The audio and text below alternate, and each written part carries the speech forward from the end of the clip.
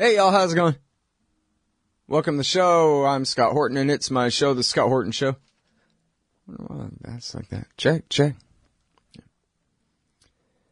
All right, so, I'm here on the Liberty Radio Network, same as always. Noon to 2 Eastern Time. LRN.FM, LibertyRadioNetwork.com. I like that better. It forwards on. Whatever, same difference. Today's show, Sheldon Richman is going to be back on the show to talk about the Paris thing. Well, he wrote about it, and he's smart, and I like asking him stuff, so there you go. Sheldon Richman back on the show. And then Ken Silverstein. Been a while since I spoke with him. Here he is writing about the corruption of the Clintons. Great piece today at Harper's. Just the beginning of some brand new truths being revealed about the Clintons and their money and their corruption. Yeah. Good times. All right. Tons of stuff to talk about, obviously, today. In God knows what order. Oh, I should say, I'm still kind of holding out for Trevor Tim. I'm hoping he can come on to talk about his great article that he wrote about the Republicans and the Russians. Boy, this world, what a crazy place. Anyway, I want to start with American domestic police state news today. We'll get to the wars and the rest of the show in a minute. But I wanted y'all to see this. And, you know, as far as I know, this is the first time this has ever been calculated. If, you know, it may have been like this all along. But between 1989 and 2010, U.S. attorneys seized an estimated $12.6 billion in asset forfeiture cases. The growth rate during that time averaged 19.4% annually. In 2010 alone, the value of assets seized grew by 52.8% from 2009 and was 6 times greater than the total for 1989. I guess there's my answer question answered right there. My answer questioned that too. Then by 2014, that number had ballooned to roughly $4.5 billion for the year, making this 35% of the entire number of assets collected from 89 to 2010 in a single year. According to the FBI, the total amount of goods stolen by criminals in 2014 burglary offenses suffered an estimated $3.9 billion in property losses. This means that the police are now taking more assets than the criminals. But see, you're begging the question right there. Proper use of the term begging the question alert. You have your assumption baked right into your premise there, your conclusion that you've assumed that somehow police are separate from criminals, but they're not. Welcome to libertarianism. Police are criminals. They already were. They still would be even without civil asset forfeiture. That just makes it really blatant so that regular people can understand it. Wow, I'm not a libertarian, but that looks like stealing to me, they say. And there you go. They rob the American people of more money than all the private criminals in the whole country combined. Your protectors, your security force. All right, now, remember the case of the kid that was tased and eventually shot on the side of the road for saying, "Hey, am I being detained?" For flexing his rights just a little bitty bit. Oh, we got a couple of more like that. This young girl is lucky to be alive, 18-year-old girl, celebrating her high school graduation. In November? I missed something here. Oh, no, this is the lawsuit. It's kicking in. This happened last year. California teen sues cop who threw her face first to the ground hours after she graduated high school, They're having a party at their house. The cops come up, start harassing, I think it's her sister, in the front yard, and angrily trying to pull the young girl out of the car. This girl comes out and says, hey, you can't do that. We have rights. You're on our property. So he beat the crap out of her, grabbed her by the neck. An 18-year-old girl, they say, 5 foot tall, 115 pounds. Grabbed her by the neck, slammed her face first into the driveway. Because what was her quote? You can't touch me. We have rights. We have rights. That's like saying I'm seasoned beef to a Rottweiler.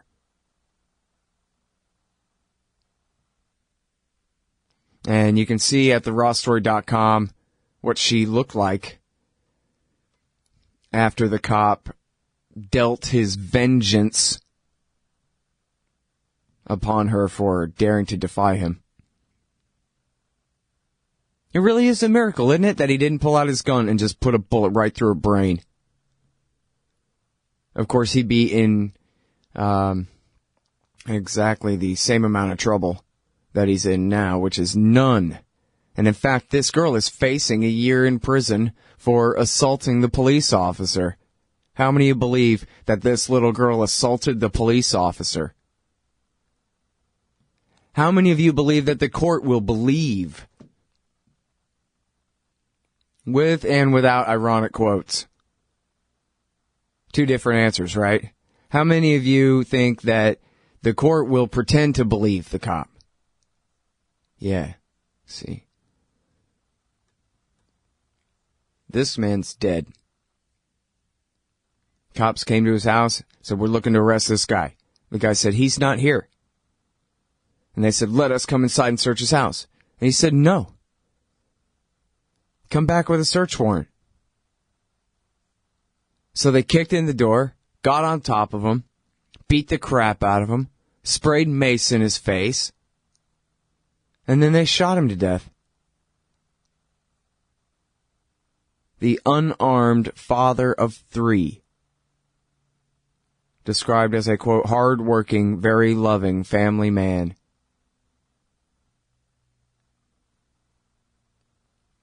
When Livingston attempted to remove the taser from the hands of the officer who was shocking him, the deputies executing him, claiming he got a hold of their weapon.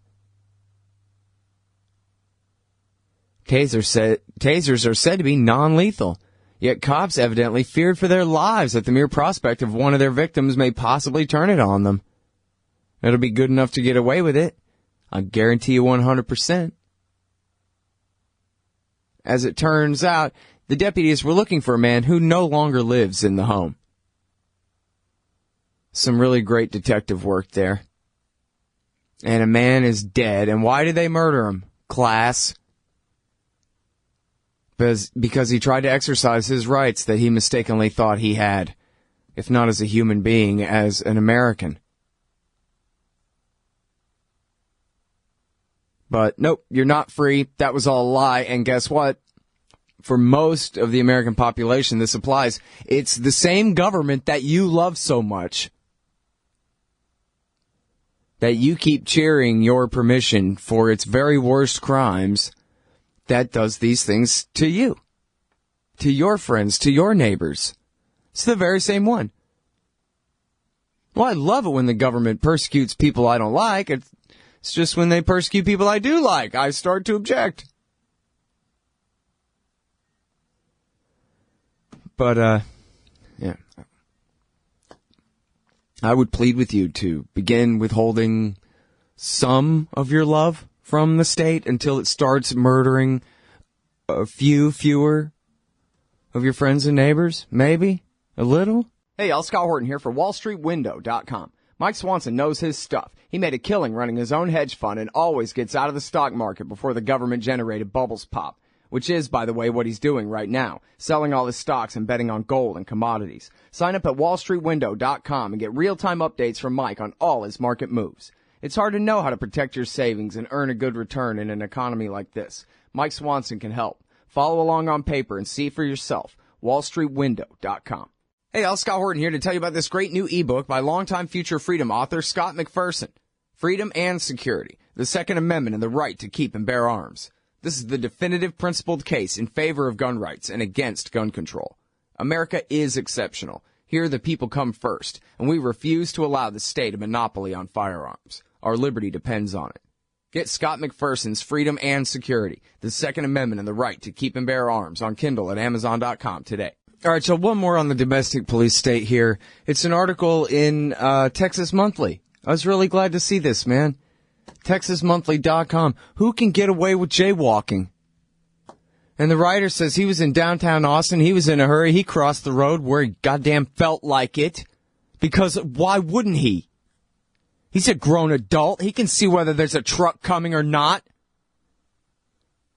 Anyway, so he crosses the street. It's no big deal. The next day, he sees the video of these young black guys getting the crap beat out of them by the meanest gangsters downtown, the APD. And for the pretended offense of jaywalking. And when the defense's story here, which is obviously correct and truthful because he couldn't make it up, they were on the other side. There's no traffic. The light's red.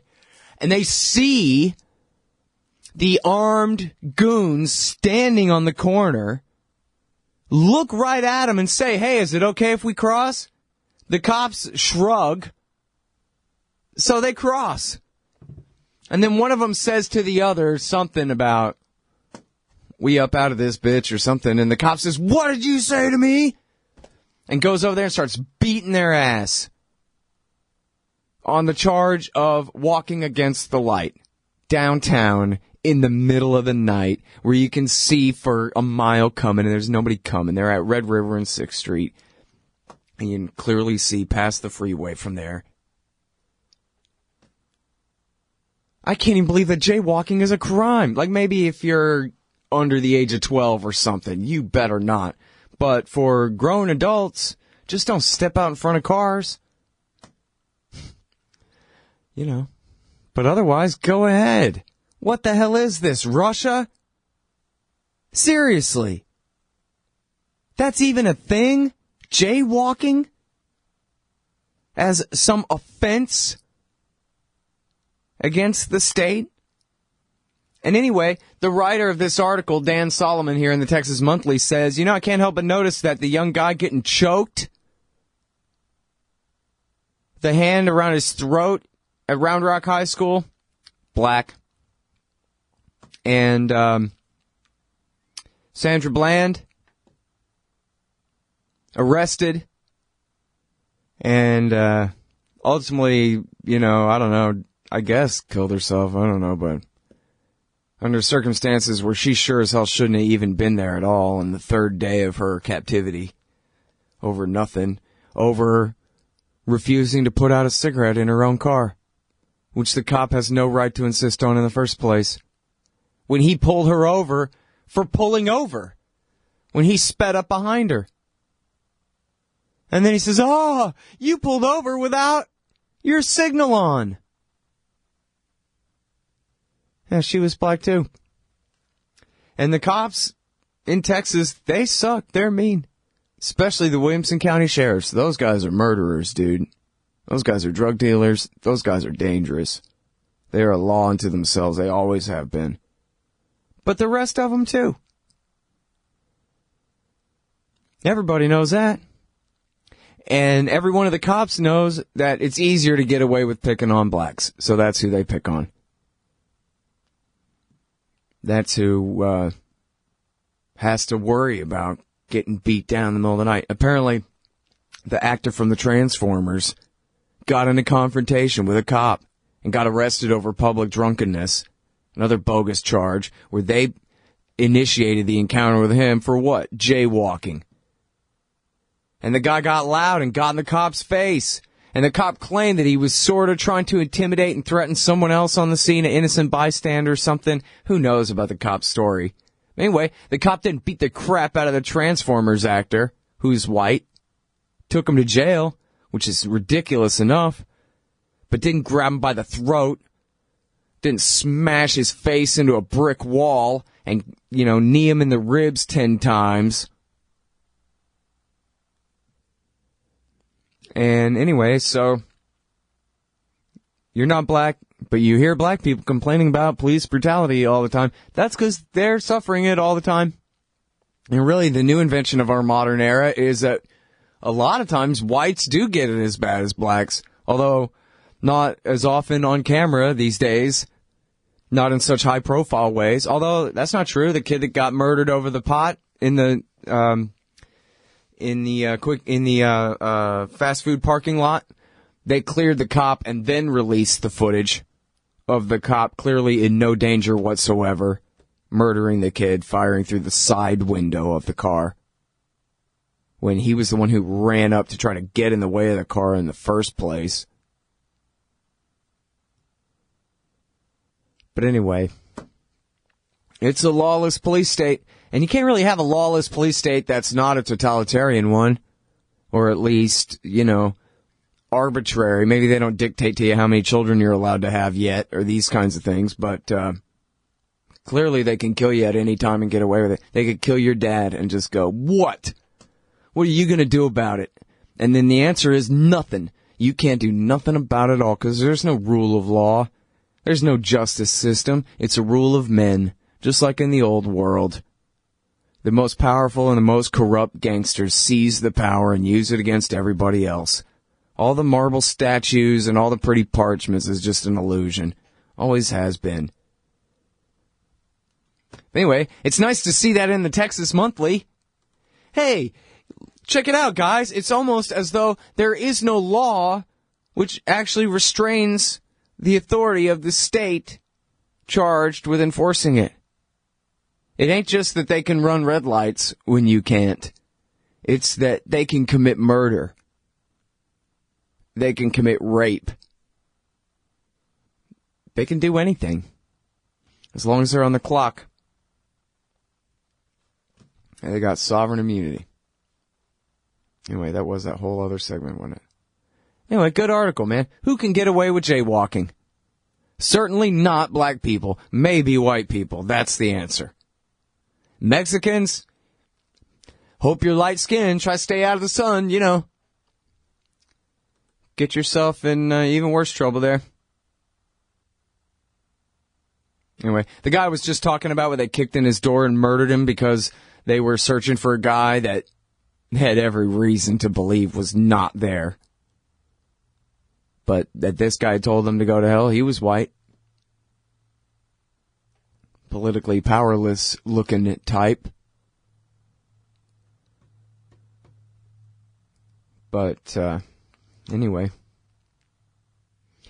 Sean King, I actually didn't get a chance to read the article, but the Black Lives Matter activist Sean King put out a link on Twitter yesterday to an article he had written for the New York Post where they did the math and he said a cop right now is as likely to be convicted of murdering an American as a white was likely to be convicted for lynching a black in 1892.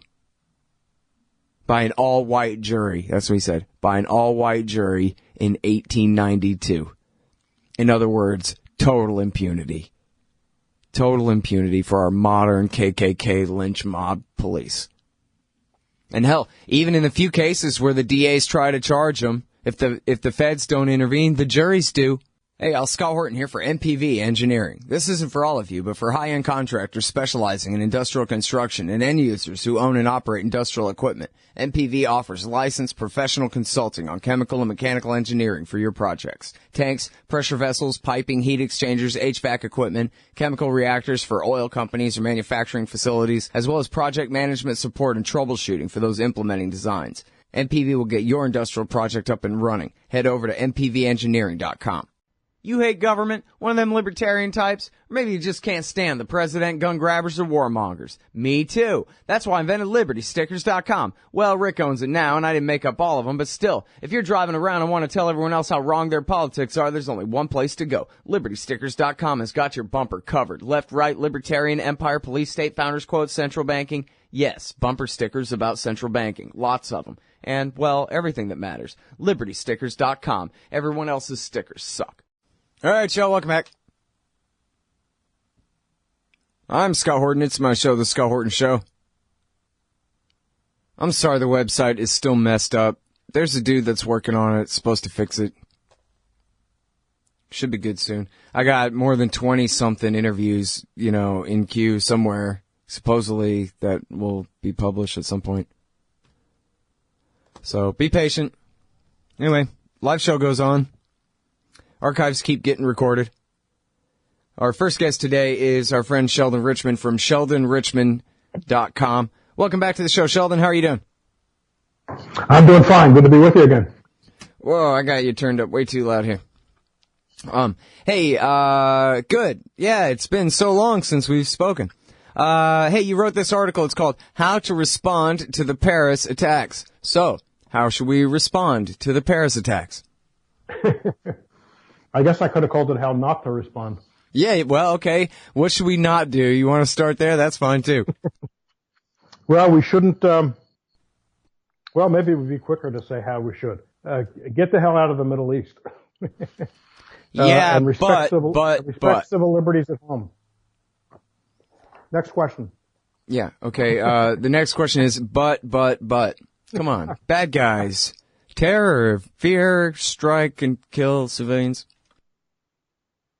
Well, look, as you have pointed out in recent days and in recent years, actually not so recent years anymore. This has been going on quite a long time.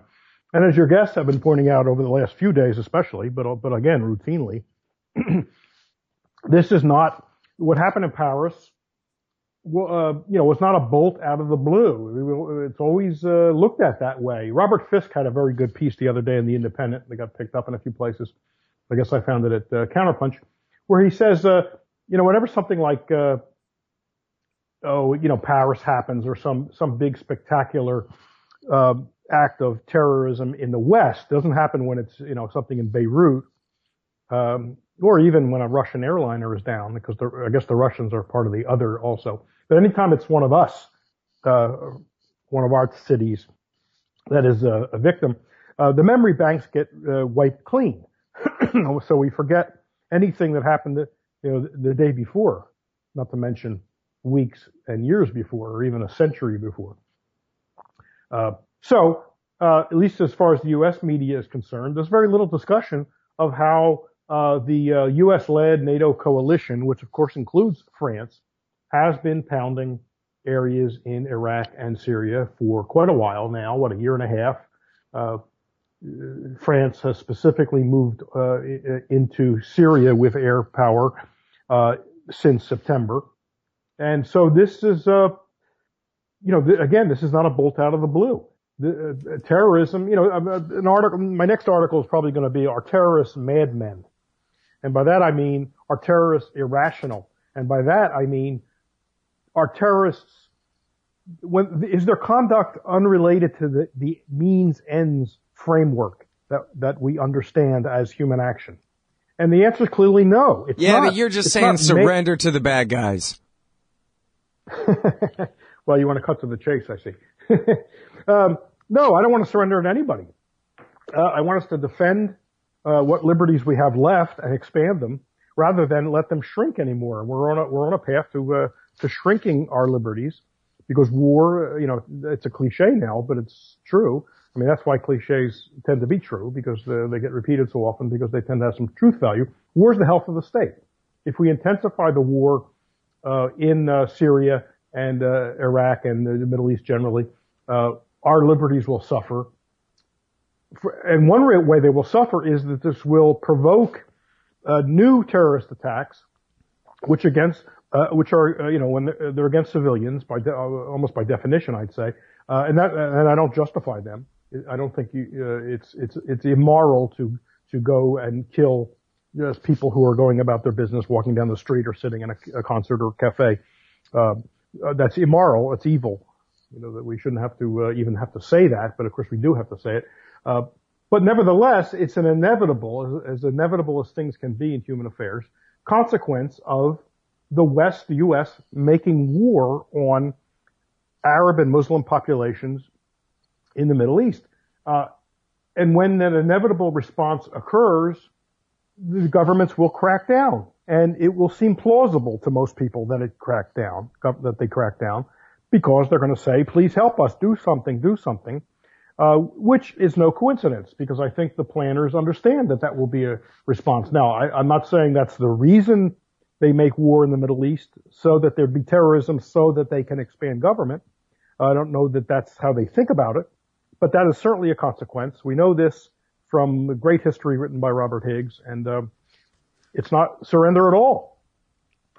All right, well, so what about this now? I think probably you could go back 3 years, 4 years, 4.5 years, maybe even, certainly in the last 3 or 4, you could find interviews of the two of us talking about the Syria situation and talking about how, with this unbelievable policy of our government being willing to, and along with NATO and the GCC, willing to back the American people's enemies as long as they're attacking Assad in the form of the al-Nusra Front and whatever. I bet you we could find in those interviews where we predicted these kind of consequences. Thousands. I know that I've been saying on the show, I assume it must have been part of the discussions with you over this topic over the last few years too, that there are thousands of Europeans going to Syria to fight against Assad, and at least scores, if not hundreds, of Americans. And we know that our government's attitude is, oh, they're the good guys fighting against Assad, so they're not even trying to really keep track of who these guys might be. And, or if they are, they're doing a half-assed job of it. And so at the time that bin Laden was killed, core Al-Qaeda basically had been reduced to almost nothing. But that was 4 years ago.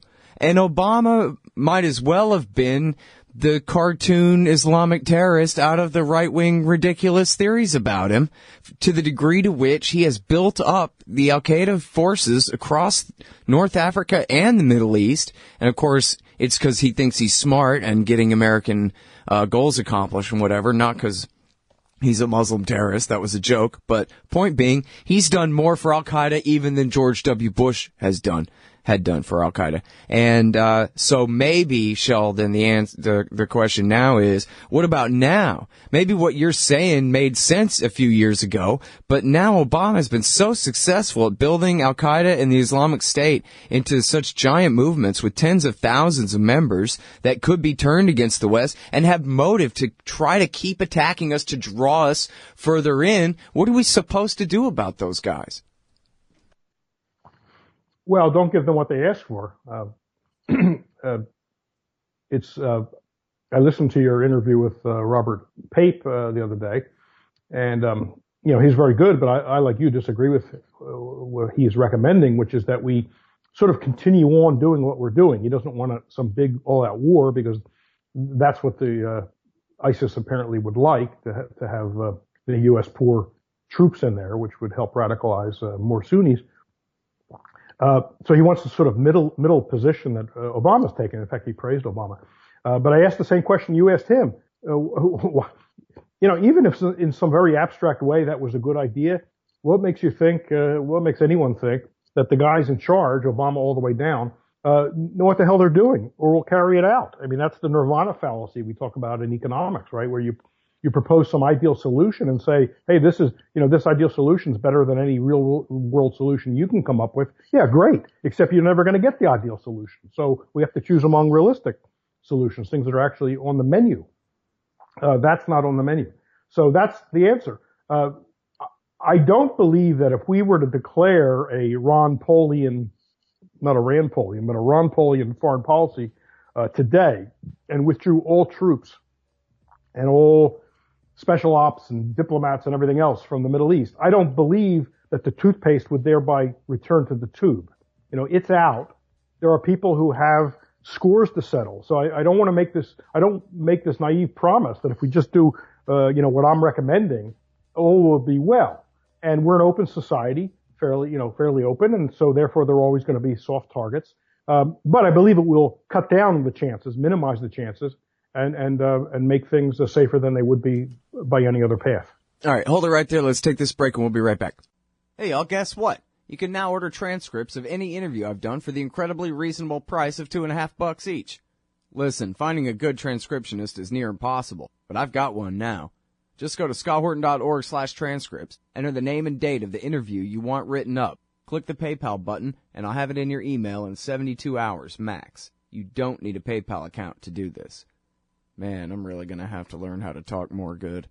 That's scotthorton.org/transcripts. Don't you get sick of the Israel lobby trying to get us into more wars in the Middle East? Or always abusing Palestinians with your tax dollars? It once seemed like the lobby would always have full-spectrum dominance on the foreign policy discussion in D.C. But those days are over.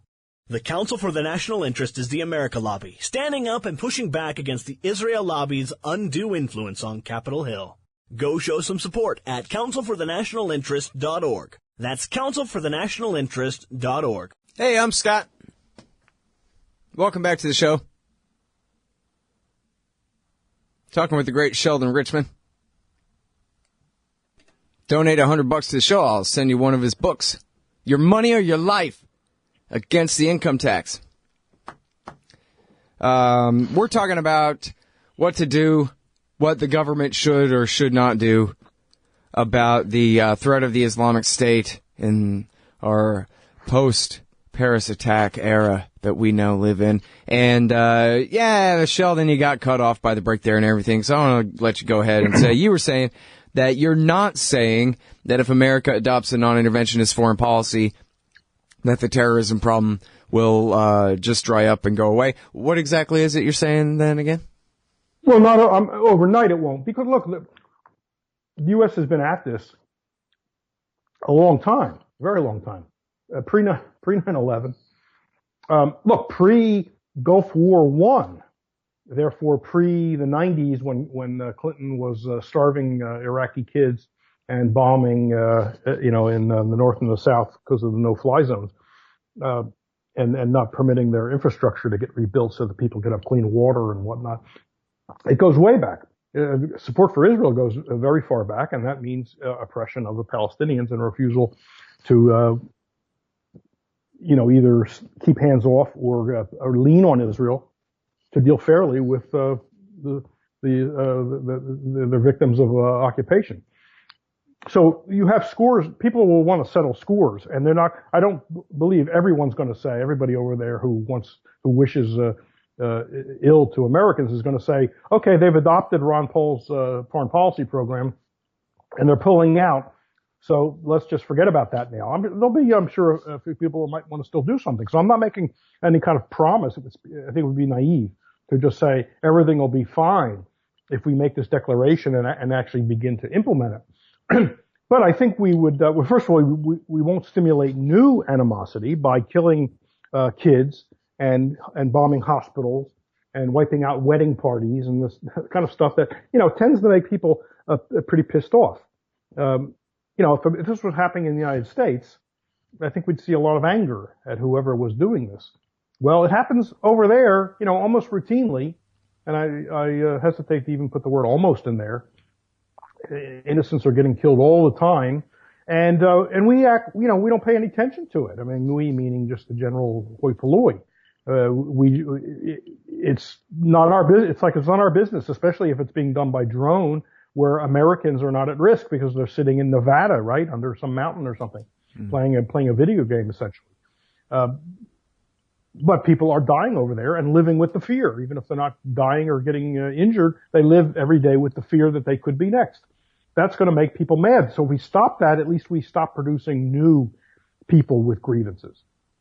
And we can begin to reverse it.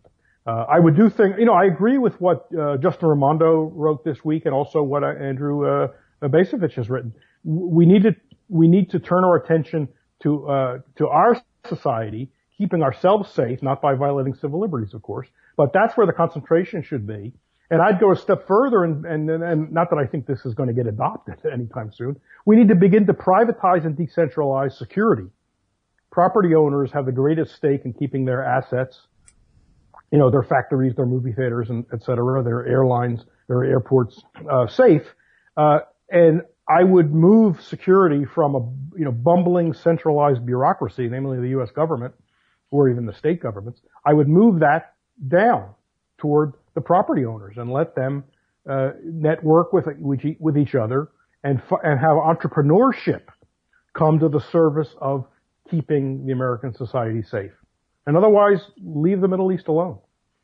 Well, and people got to understand, too, that what you're talking about is privatization, not quote-unquote privatization, which is spelled entirely different, has ironic quotes around it. And that's the one where government hires a private company to carry out the government business. That's not what you're saying. You're talking about getting government out of it and letting the owners themselves have to do the hiring.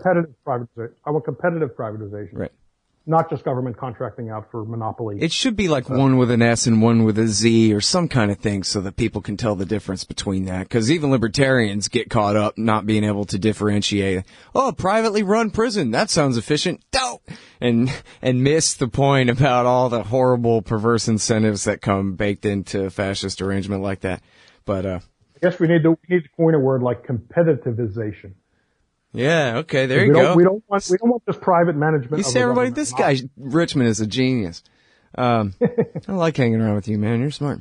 All right, but now there's the political problem of, we see, Obama pulled the last tens of thousands of troops out of Iraq on Bush's time scale because the Iraqis kicked us out. The faction that we helped win, the war there kicked us out. And it doesn't matter that he escalated the entire surge war in Afghanistan and then the entire drone wars in Pakistan, Yemen, Somalia, the regime change in Libya, the support for the Al-Qaeda guys in Syria, just like the Republican Party wanted him to do. None of that counts. Obama has shown weakness. Obama is peacenik. Obama is Ron Paul, and that's why we have an Islamic State, because Obama reduced America's military footprint in the Middle East the slightest bit, and then look, a bad thing happened. Lesson: can never leave anywhere again. And then we see that playing out. Obama announced in October on the 15th that, oh yeah, by the way, we're staying in Afghanistan forever, because I'll be damned if I'm going to let them say that about Afghanistan too. So the 10,000 troops are staying indefinitely, and special forces too, etc. So how are we ever supposed to? I mean, I guess if it was Ron Paul, he would say, I don't give a damn about your argument. I'm right, and I'm still doing it anyway. But no Democrat is ever going to get us out of there, as long as the right is going to argue that every bad thing happens whenever they withdraw the slightest bit, got the perverse cause-effect relationship there. So what are we going to do? Well, even if at first glance you like that strategy, it quickly you quickly realize it's a loser, because you'd have to then be everywhere, because the idea is you can't let them have safe harbor in Afghanistan. Well, fine, so they move somewhere else. Now you got to be there. Then they move somewhere else. Then you got to be there. Before you know it, you need a military, and this would be unbelievably expensive. If there was no other argument against it, this should be decisive. We'd have to occupy the world. Literally, because they're going to be wherever you're not, so there can't be a place where you're not. Therefore, we'll have to have a huge military. I don't know, are there enough people of military age, even if you had conscription? I don't think there are. Is there enough money? Are you going to, are the people who want this going to want to cut everything else out of the budget? I mean, I'm all for cutting the budget to zero, but they want to seem to put it all into the military. This is something that Rand Paul hit Rubio on him in just terms of spending $1 trillion. So it's obviously not feasible. The people you're aiming against are a moving target. If they can't be one place, they'll be another place. And we've seen this, right?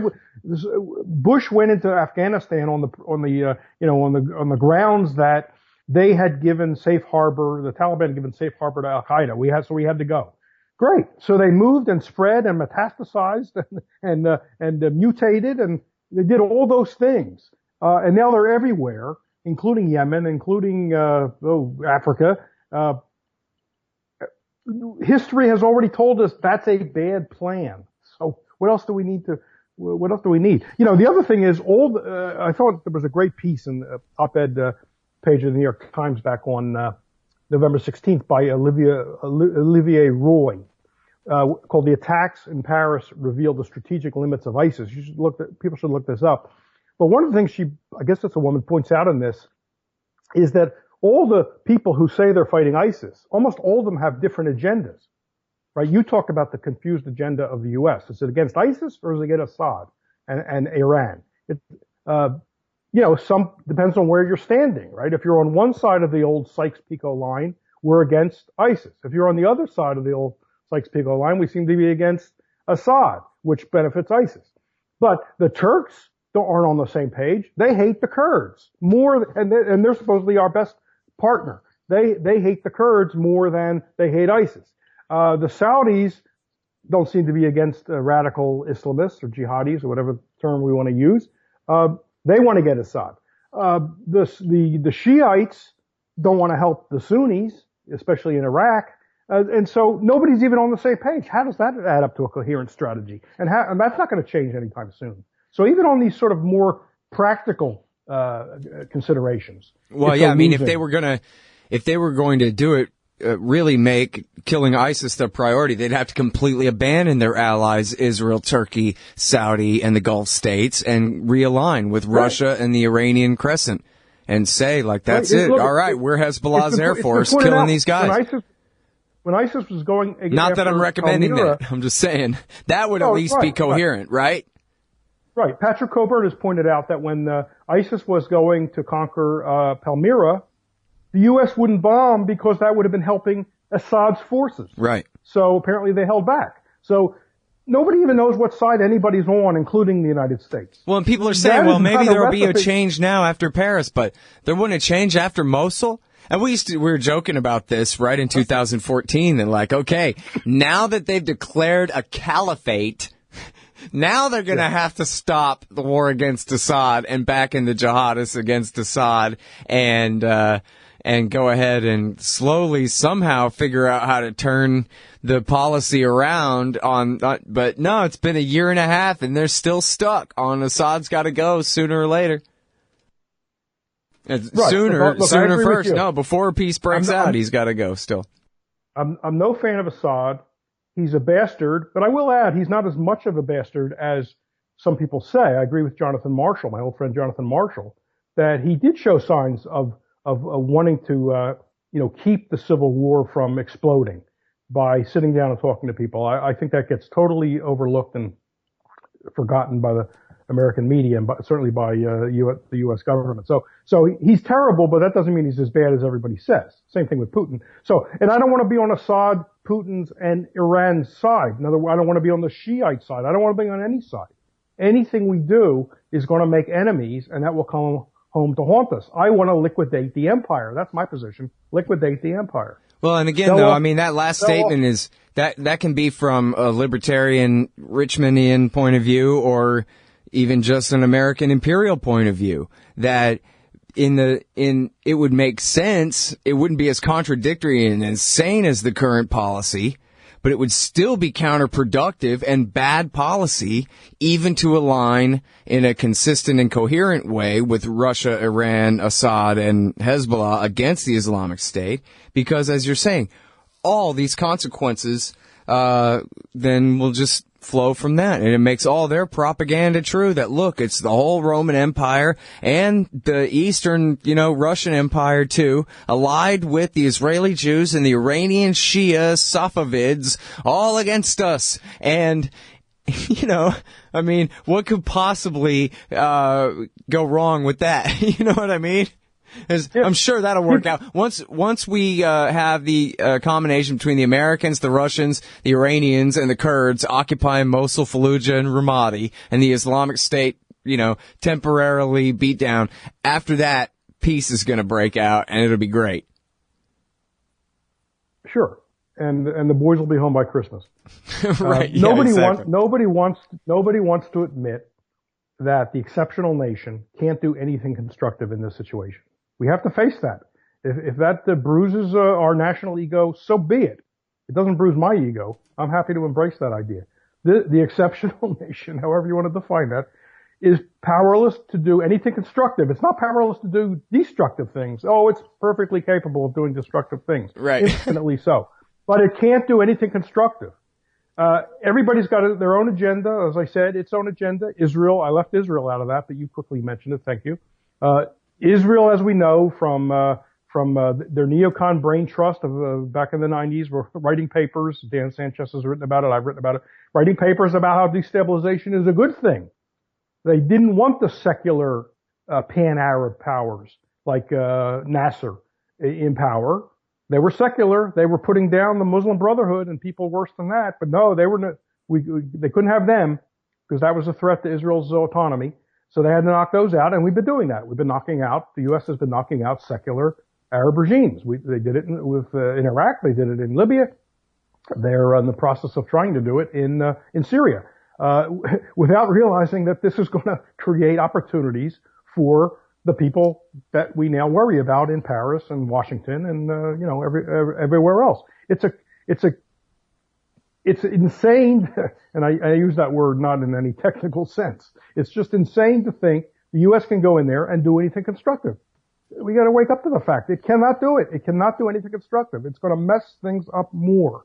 And it's hard to believe that things could get worse, but believe me, things could get worse.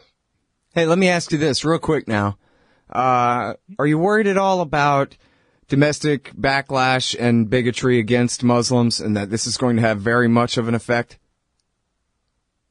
I am somewhat worried about that. I mean, I still sort of have confidence that Muslim Americans who are here and, been here for a long time, probably won't. I mean, there's been some bad stuff since 9/11. I don't think that will get worse. I hope I'm not wrong about that. I'm concerned with the reaction to the refugee question. 35 governors, Rand Paul and Cruz, Cruz wanting a religious test. And I'm very happy to see people at Reason and other places start talking about what people thought of Jewish refugees in the 30s, right? Saying, wait a second. Oh, yeah, you saw that Jesse Walker piece? Yeah. Jesse Walker, that's great. Usual, it's excellent. Yes, fear that Jewish refugees were Nazi spies. And so, I am concerned about that. I hope that doesn't get anywhere, and I'm going to be writing about that. Yeah, that's cool. Yeah, that was a great point, man. Good old Jesse Walker, dude. He's the best guy that got a Reason for sure. All right, anyway, listen, I'm late. I got to go. But thanks very much for staying on and doing the show with me. Always a pleasure. All right, y'all, that's the great Sheldon Richman. He's at sheldonrichman.com.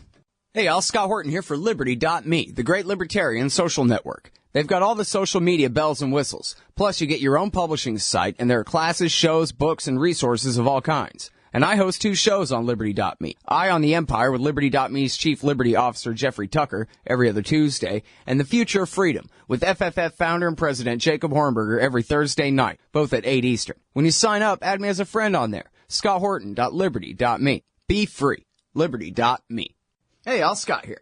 Ever wanted to help support the show and own silver at the same time? Well, a friend of mine, libertarian activist Arlo Pignatti, has invented the alternative currency with the most promise of them all. QR Silver Commodity Discs. The first ever QR code 1-ounce silver pieces. Just scan the back of one with your phone and get the instant spot price. They're perfect for saving or spending at the market. And anyone who donates $100 or more to the Scott Horton Show at scotthorton.org/donate gets one. That's scotthorton.org/donate. And if you'd like to learn and order more, send them a message at commoditydiscs.com or check them out on Facebook at /commoditydiscs. And thanks. All right, y'all, welcome back to the show. I'm Scott Horton. It's my show, The Scott Horton Show. On the line, I got Ken Silverstein, writing at harpers.org on the blog there, Shaky Foundations. Welcome back, Ken. How are you? I'm good. How are you? I'm doing real good. Appreciate you joining us today. Hey, so great article. I was thinking when I was reading this, these Clintons, they're just like the cops. They think they can get away with it, and they know they're right. And so they act like it. There's no law that applies to them, and not even shame. They're willing to just go ahead and do whatever the hell they want. So the news here is they have updated their tax returns, and they've been audited. So do tell, sir, please. The floor is yours.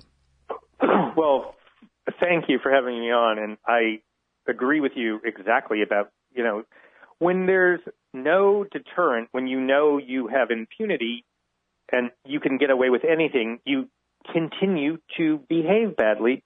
It's just obvious. I mean, in the case of the death penalty, I don't believe that the death penalty deters crime or, people from killing each other, because people kill each other, in the flash of a moment, or they plan it out for revenge.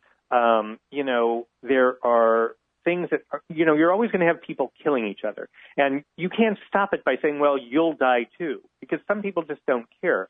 but you can deter crime by prosecuting people who commit most crimes. Like, if we had prosecuted the Wall Street firms when they destroyed the global economy, if Obama had done that, they might not have started cheating again and gouging consumers again. In terms of the Clintons, they've been using, as I detail in this Harper's piece, they've been using their foundation. It's obvious. It's a money laundering vehicle. They take in money. I wrote specifically about a Canadian entity that is closely linked to it, headed by a criminal businessman.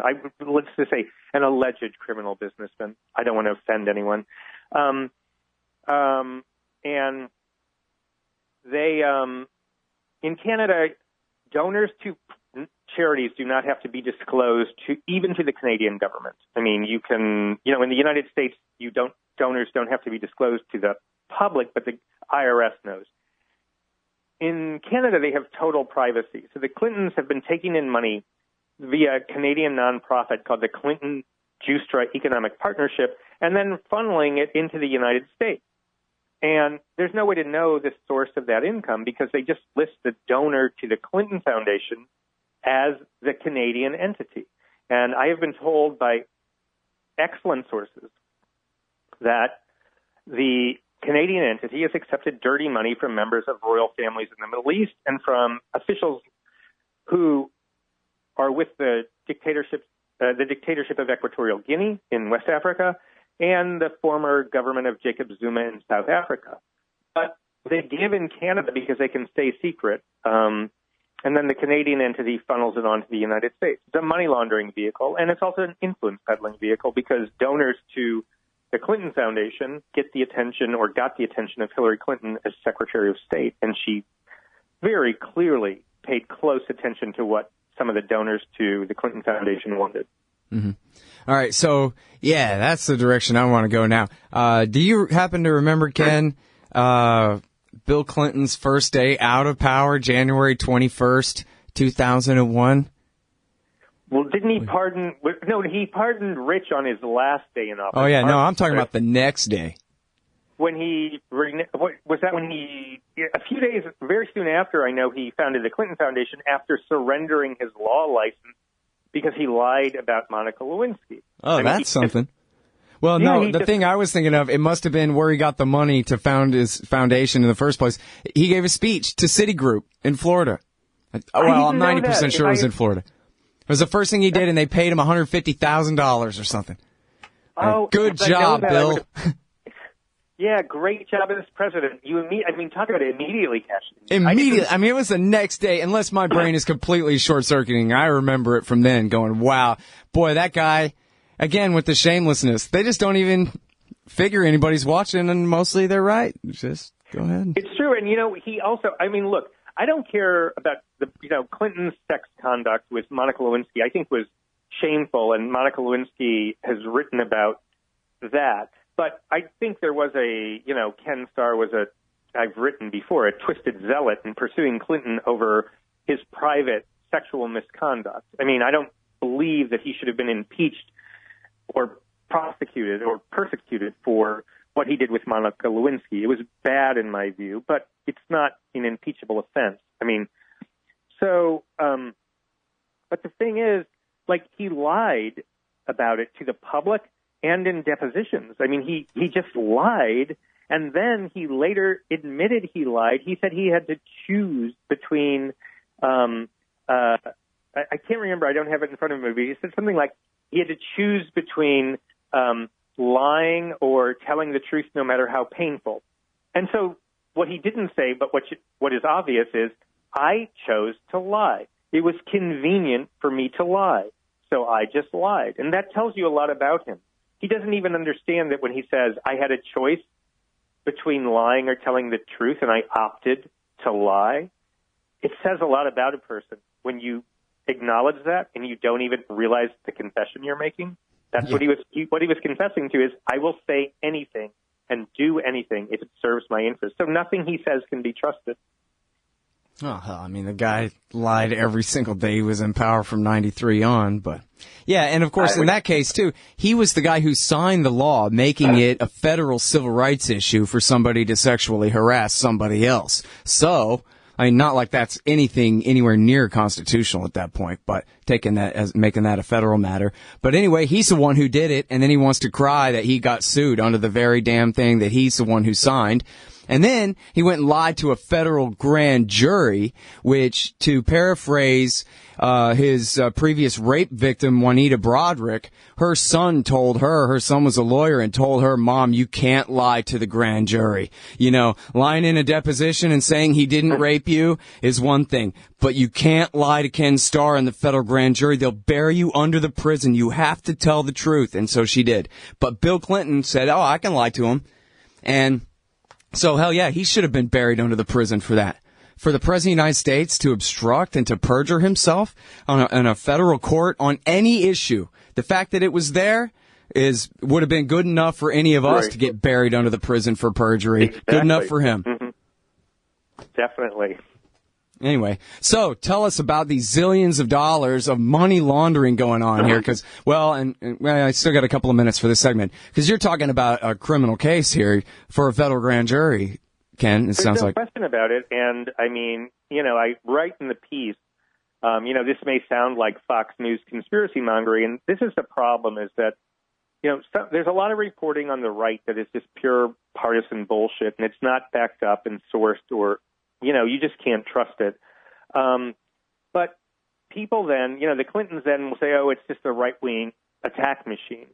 And so then when you come along and you can actually document their wrongdoing, you sound like, unfortunately, because like the New York Times, even though the Times knows exactly what the Clintons are about, won't say it in black and white. They'll do it in the typical wishy-washy way that's the mainstream. I hate that term, but it is, the big mainstream outlets. They'll say, like, well, the Times did a piece recently on the Clinton Foundation that sort of buried its own conclusions in its typical even-handed way. Well, it looks bad, but gee, they do a lot of good charity work. No, they do very little charitable work. Very little of their money is spent on actual charity. And they use that then. You go through their foundation reports. It's really disgusting. I mean, you've got pictures of Chelsea Clinton who, who's never accomplished anything in her life but gotten rich off the family name and, got a job at MSNBC at one point because, daddy and mommy were powerful. I mean, Chelsea's kissing little African babies who had AIDS. Oh, it's so sweet and wonderful. What they don't say is the Clintons made a fortune off of AIDS. And you can read that in a column I wrote for the New York Observer a few weeks ago. Awesome. That one I'm going to Google up during the break. We're going to be right back with more from Ken Silverstein. Here he is writing at harpers.org on the blog there, Shaky Foundations, about the Clinton Foundation and their corruption and criminality. Right back after this. Hey, y'all, Scott here for Samurai Tech Academy at MasterSamuraiTech.com. Modern appliance repair requires true technicians who can troubleshoot their high-tech electronics. If you're young and looking to make some real money, or you've been at it a while and just need to keep your skills up to date, Samurai Tech Academy teaches it all. And they'll also show you the business, how to own and run your own. Take a free sample course to see how easily you can learn appliance repair from MasterSamuraiTech.com. Use coupon code Scott Horton for 10% off any course or set of courses at MasterSamuraiTech.com. Hey, I'll check out the audiobook of Lou Rockwell's Fascism versus Capitalism, narrated by me, Scott Horton, at audible.com. It's a great collection of his essays and speeches on the important tradition of liberty. From medieval history to the Ron Paul Revolution, Rockwell blasts our statist enemies, profiles our greatest libertarian heroes, and prescribes the path forward in the battle against Leviathan. Fascism versus Capitalism by Lou Rockwell for audiobook. Find it at Audible, Amazon, iTunes, or just click in the right margin of my website at scotthorton.org. All right, y'all, welcome back. I'm Scott Horton. It's my show, The Scott Horton Show. Talking with Ken Silverstein from Harper's and the New York Observer here. Living off of AIDS. The Clintons, how'd you say, profiting off of AIDS, exploiting AIDS, some kind of fun thing like that. Ken, go ahead. What? I don't believe that the butcher of Waco would profit off of AIDS. It couldn't be. Go ahead. Well, the Clinton family always will surprise you. They actually have cashed in on AIDS. One of the things that their alleged charity, the Clinton Foundation, does is buy pharmaceutical drugs and provide them to poor people in Africa, Asia, and other parts of the so-called developing world. And the Clinton Foundation registered an entity to do this in Massachusetts. and it was run by Ira Magaziner, who was a veteran of the Clinton administration, the Bill Clinton administration, and who was a healthcare specialist. He ran this non-profit charitable entity to combat AIDS out of the same office where he ran his for-profit private consulting firm. And ultimately, to make a long story short, and you can go to my story at the New York Observer, the state of Massachusetts shut down the charity. They canceled its registration because of its shoddy accounting work and its failure to disclose what nonprofits are supposed to disclose, and its breaking of the law. There's no question it broke the law. That's funny. It's the Hillary Care architect who's got the corrupt consultancy firm with the corrupt privatization, public-private partnership sort of thing going on there, and also is failing to carry out the so-called public end of it at all, which is helping the poor victims other than getting them kissed on the forehead by the angel Chelsea. Exactly. And so you have this situation where they're receiving vast millions of dollars from multiple donors to buy AIDS drugs. And all I can say is it's complicated. We're on a radio program where we don't have a lot of time. Read my New York Observer column on Sidney Blumenthal from a few weeks ago. Just Google my name and Sidney Blumenthal, who in my new piece, which I urge you to read as well, that one at Harper's, I say that putting Sidney Blumenthal into a clean political system is like putting Typhoid Mary into an orphanage. You've got, when it comes to AIDS, they took in a lot of money, millions and millions and millions of dollars from donors to buy AIDS drugs and distribute them cheaply. And what they did instead was, a little bit of that, and they profited a lot. They did buy, it's hard to tell because they're accounting, and that's the whole point of my story today, is just how criminally corrupt their accounting procedures are. They bought some AIDS drugs. Who knows how much they spent? All I know is they spent a whole lot less on AIDS drugs than they took in from donors like the Bill and Melinda Gates Foundation. Big name donors gave them a lot of money to fight AIDS, and they profited from it. They did buy AIDS drugs. They distributed AIDS drugs, but all I can tell you is I wish I was in that business because I'd be really rich. If I operated the way the Clintons did, I would be very, very rich. I wouldn't have any scruples or morals, but I would have a lot of money. And that's what you have with the Clinton family. People who have no scruples or morals but have made a lot of money and who are deemed to be politically protected and hence not prosecuted to date by the IRS or Treasury. They don't have their businesses shut down by the FBI. They don't suffer the indignities that the little people suffer. Well, and Ken, look, we're not just talking about, an ex-president. We're talking about the Secretary of State, the former Secretary of State from the current administration, who's currently the, preordained, supposedly, candidate for president of the United States from one of the two major parties in this country. And what you're talking about in this article, and, Harper's is not known for right-wing crankery. I'm pretty sure you're not just copying and pasting from Frank Gaffney here or anything like that. You're saying there's direct correlation showing causation between money from foreign governments into the Clinton charity that then basically you can see the pattern you say in the article where it's clear that what they're buying is access to her and access to speeches by the former president. But this is while she is the Secretary of State, and she's getting, they're getting special access to the Secretary of State of the United States for this. There's no question about it. It's, as I lay it out, and, go ahead.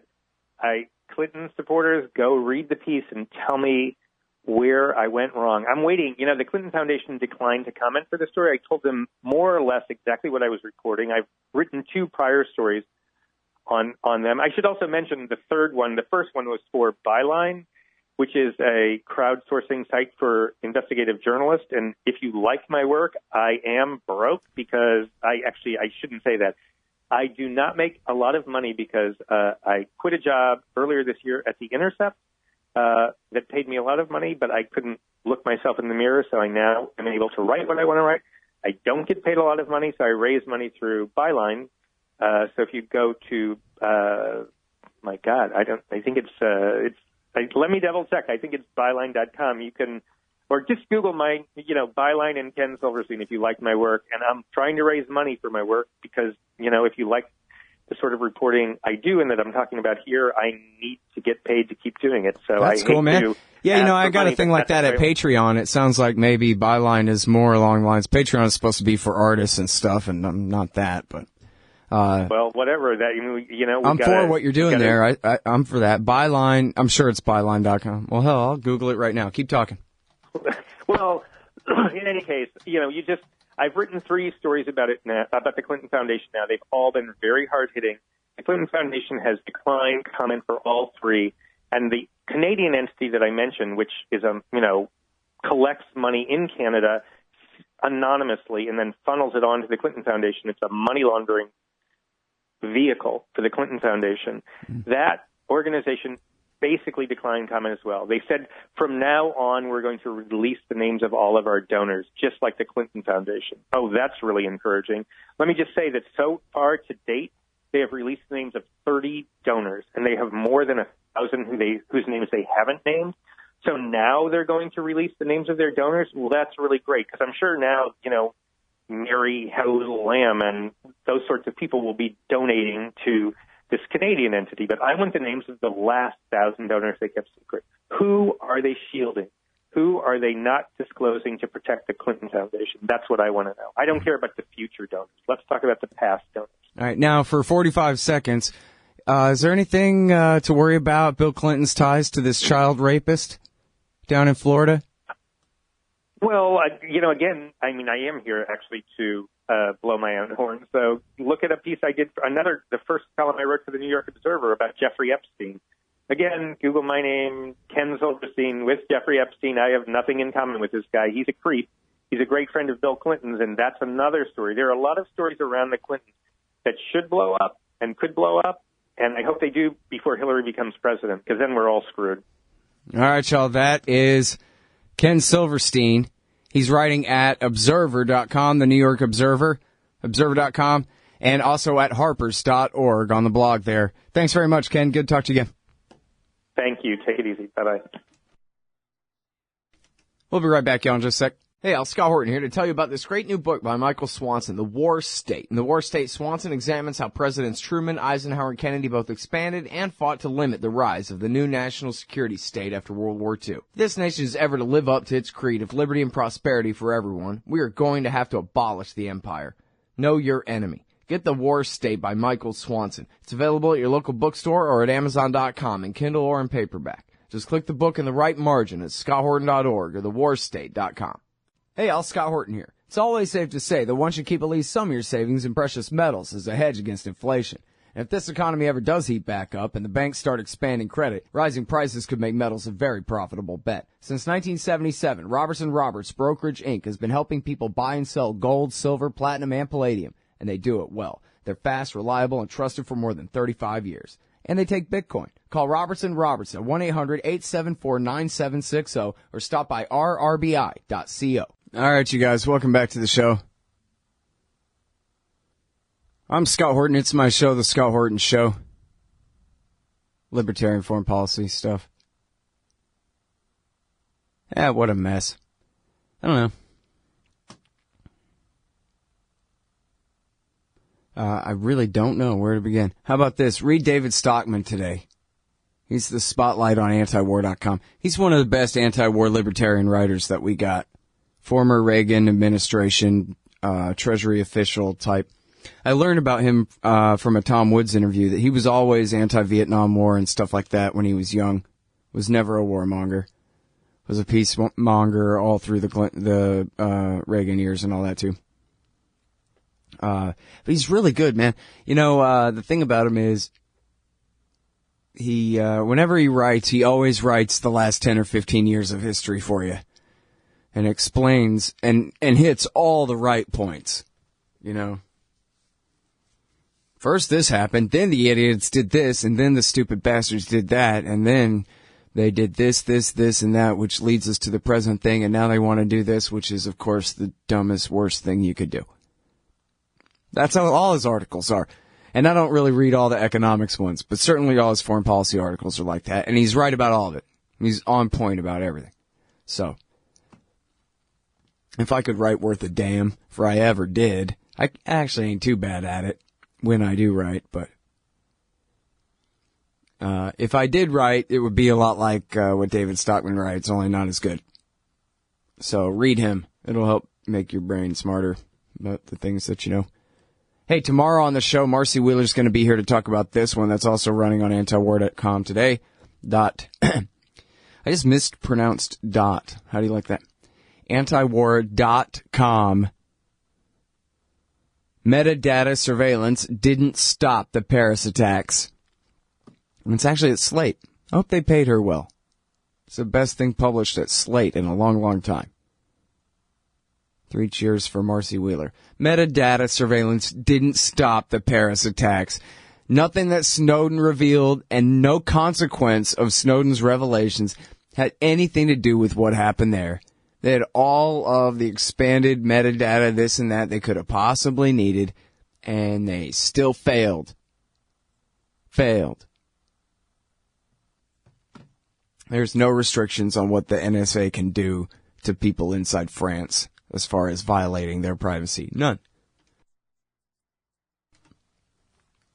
So, give us all a break. I'm trying to say, oh no, yeah, Snowden is the one who taught them that the NSA is interested in intercepting signals. Really, huh? I thought he was the guy who said, hey, all 7 billion people in the world. You know how we all know that they're very interested in intercepting signals and that they have carte blanche to intercept anything outside the United States of America? And the entire planet Earth said, yeah. And he said, they spy on the Americans like that too. That was the Snowden revelation. You damned liars. Oh yeah, no one had ever figured before 2013 that the NSA existed and, did things with all them fancy computers of theirs.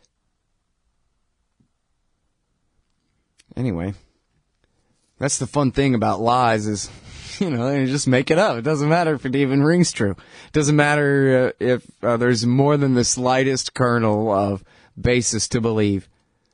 Just make up details to make the impossible things seem right. Why not? That's what you'd do if you had power. BS everybody all day. All right. Well, I mean, if you wanted to keep it. And so, yeah, man, I was reading this morning about how in France they now have put, I believe, a couple of hundred people on house arrest. Maybe it was just 100, but still on preemptive house arrest, not for doing anything, but for being radical Muslims that they're worried about. I don't know the details of the guys, whether they really are something to worry about or not. Gotta assume there's some innocence tied up with some real threats there, but then preemptive arrest, this, that kind of thing, that's problematic anyway. And anyway, they've got, all kind of curfews and license to, blanket license to come inside and look around. Really? In a Western democracy. And the president has declared, and I don't know the degree of the gun control laws there as they stand anyway, but I saw that he had declared the power, I don't know if he had invoked it or not, but he had declared that he had the power to seize all firearms inside the city of Paris. And so they're hopping straight on the Israeli-American model. When attacked, the government should pretend to be very, very afraid for the future of its people that it loves so much, and then take all their rights away in the name of keeping them safe. And damn, George W. Bush didn't go that far. Guess he coulda. Yeah, Dick Cheney had his dreams, He wanted to send the army to arrest the Lackawanna Six. Why send the FBI? Let's send the army. Let's roll a tank down this street, this little suburb of Buffalo, New York. And put these guys in prison. Let George Tenet and the boys torture them for a while down at Rumsfeld's prison in South Carolina with Almari and Padilla. Bush said, nah, I don't want to roll a tank down the streets in New York. Let's not do that. Let's just send the FBI. They're mean as hell enough, those guys. All right. Anyway, so that's the road that they're already going down there in France. And I want to point out that even in America, where regular folk have the right to bear arms, and that is somewhat a deterrent, certainly of crime, breaking and entering crimes and those kinds of things. And certainly could provide a means for someone to defend themselves in a situation where somebody's trying to execute civilians in numbers somewhere. It's not the solution. That's only, your best defense is self-defense. If it comes down to it. But we all recognize that even Americans, I don't think, would tolerate the amount of security it would take to still fail to secure us all. Let's think of all the soft targets there are in the United States of America. You guys have been up in an airplane and looked out the window, right? Let's think how easy it would be for any, say, 20 guys, like September 11th, who, if they wanted to, could hijack a gasoline truck and crash it into a crowd of people on a weekend event or something like that. Or start some forest fires. Or get a rifle in a position and snipe people in a crowd. Or whatever, man. You don't need imagination to figure out how to cause chaos if that's all you're trying to do. Hurt innocent civilians in order to provoke a reaction. There are as many soft targets in America as there are people in America. That's it. I mean, there's just no way. You don't want that many police. And who wants to live in a situation where you know how the French are feeling right now? I guess how a lot of New Yorkers and people in the Northeast felt after September 11th. Like, this really could happen to us at any time again.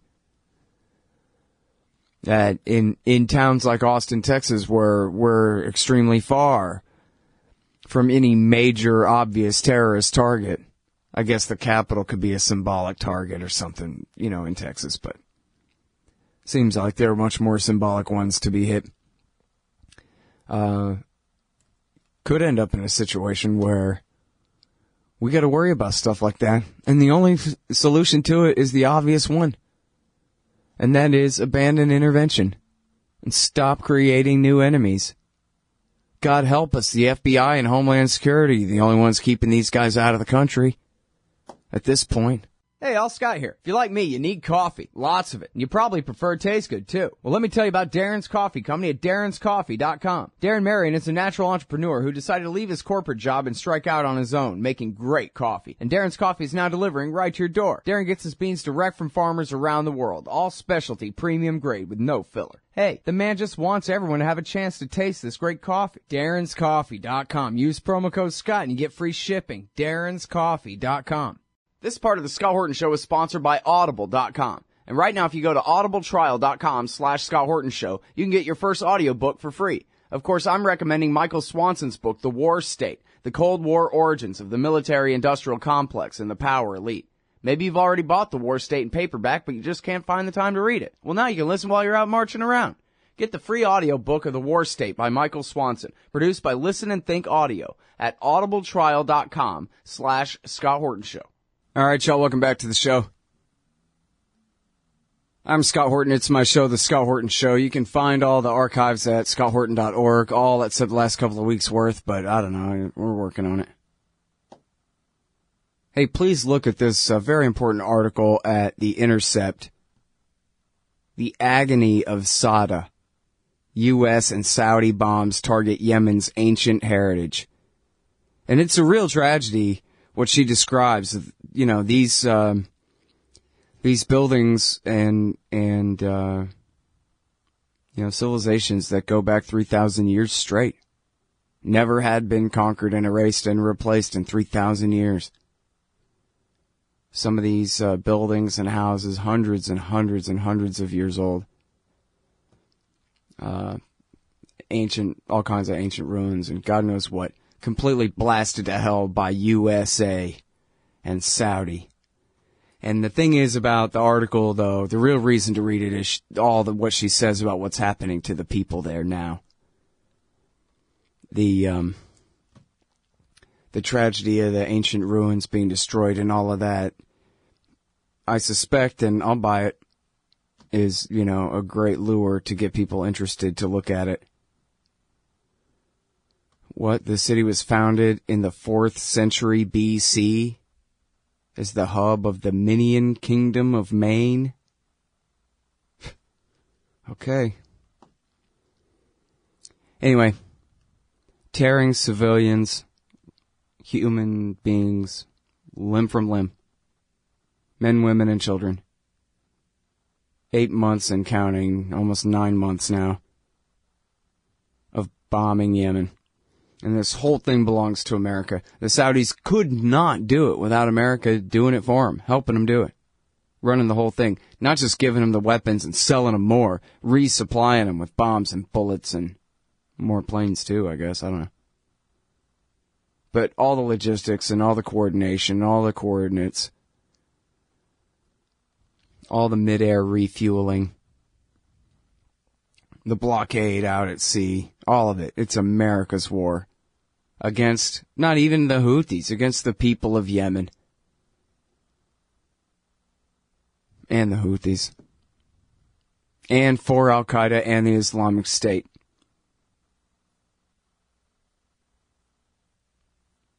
Killing civilians by the thousands. So, please go read it.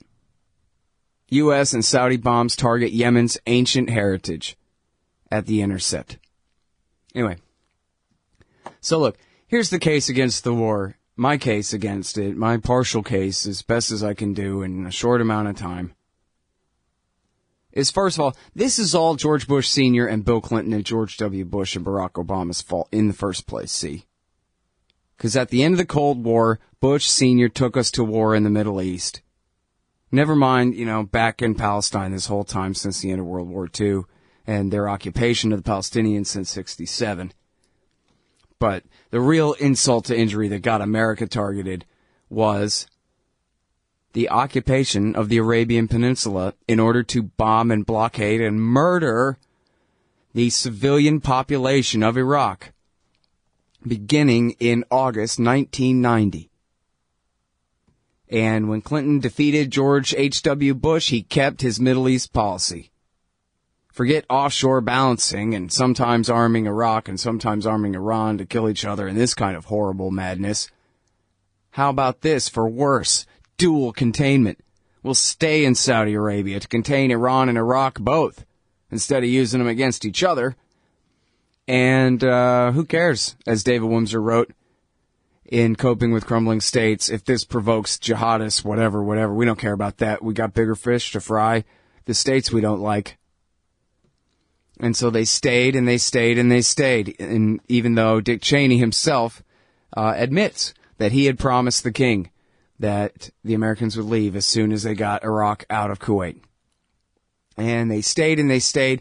And the terrorist war against the United States started then in 93, the first World Trade Center attack. And then you had the there was an embassy attack in Saudi by Al-Qaeda, not against us, but against the Saudi government there, I guess, somewhere in 95.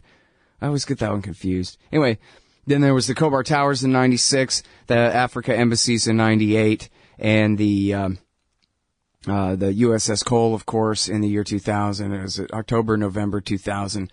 The bombing of the USS Cole, the attempted LAX attack of the year 2000 that got thwarted by an alert border guard, and then the September 11th attacks.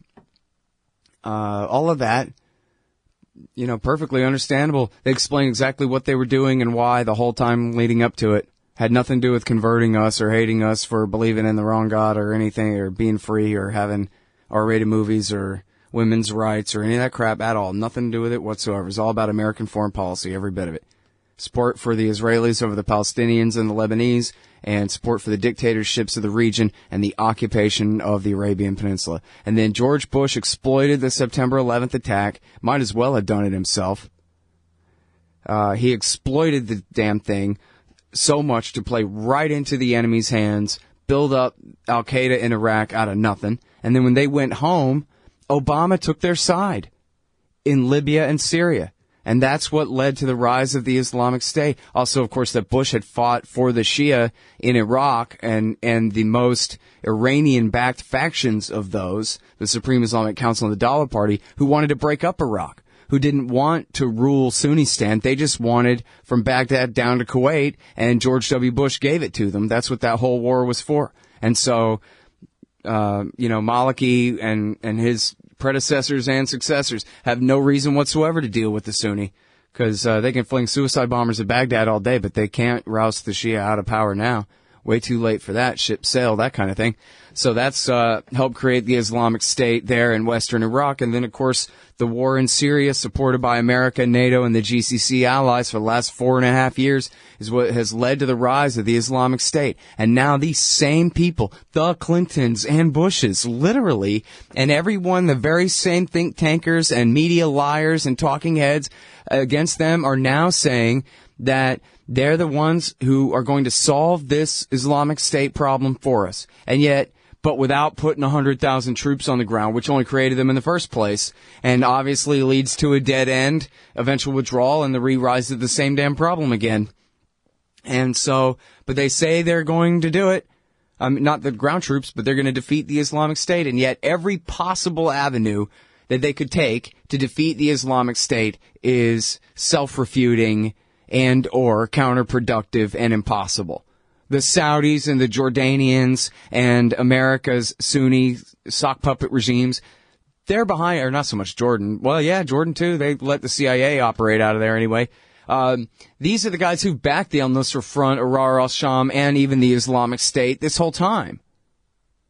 The Saudi army that we're helping bomb Yemen right now is going to invade western Iraq, the Anbar province, liberate Fallujah, Mosul, Ramadi. Yeah, right.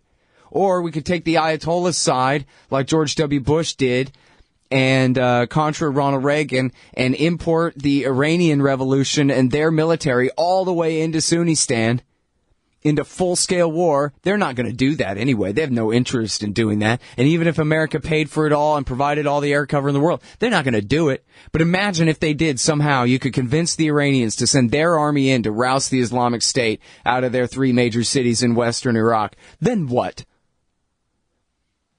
Yeah, right, exactly. Continuous war forever. As the entire civilian population of Sunnistan is driven straight in the arms of the Islamic State. Same thing for the Kurds. The Kurds aren't from Mosul. That ain't their town.